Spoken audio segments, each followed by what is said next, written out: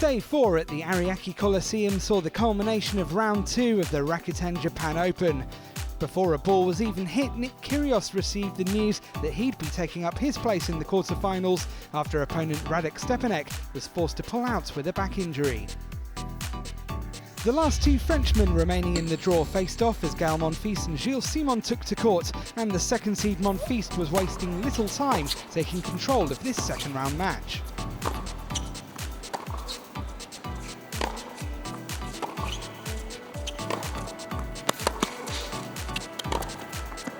Monfils has got Simon on the runaround.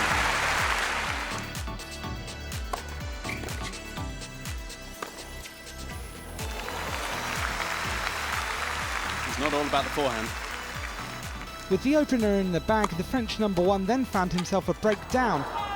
Coupled with an injury scare midway through the set, it was looking bleak for Monfils, yet the second seed knuckled down and thanks to some help from Simon, found a way back into the set.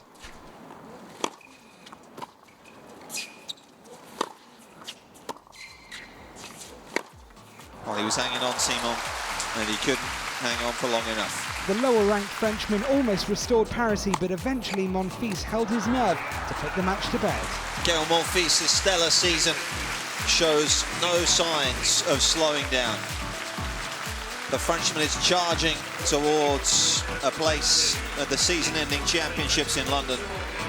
Former world number 8 Marcos Baghdatis faced off against fellow veteran Gilles Muller in the knowledge that he'd never lost to the Luxembourger on the ATP World Tour, but was in danger of being broken midway through the opening set. It was a good return, but it was really right in the slot for Muller. Muller duly won that break and was keeping things tight on serve with some old-school tactics. Oh, delightful from Gilles Muller. Wonderful piece of skill.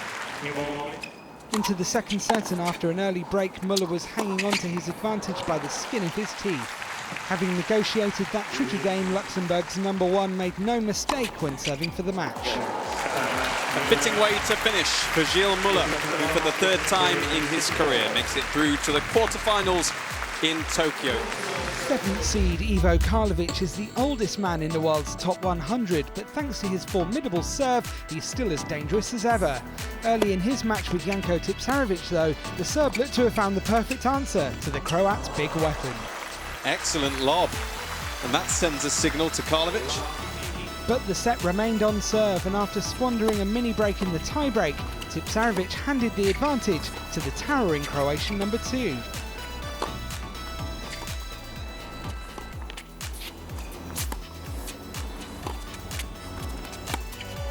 It's wide. The pressure Karlovic imposed going to the net paid off. In the second set, Karlovic was being proactive to try and eliminate the need for another tiebreak. Karlovic is pressing again. But that break never transpired, and in the second set tiebreak, once again, Karlovic was the more consistent. One final error from Tipsarevic. There haven't been many. But because the margins are so tight, Karlovic is able to take advantage. The former semi-finalist makes it through to the quarterfinals of this year's event. With the quarter-final lineup completed, we have a mixed bag of big names and surprise packages making up our final 8, which will be whittled down to 4 on quarter-final Friday.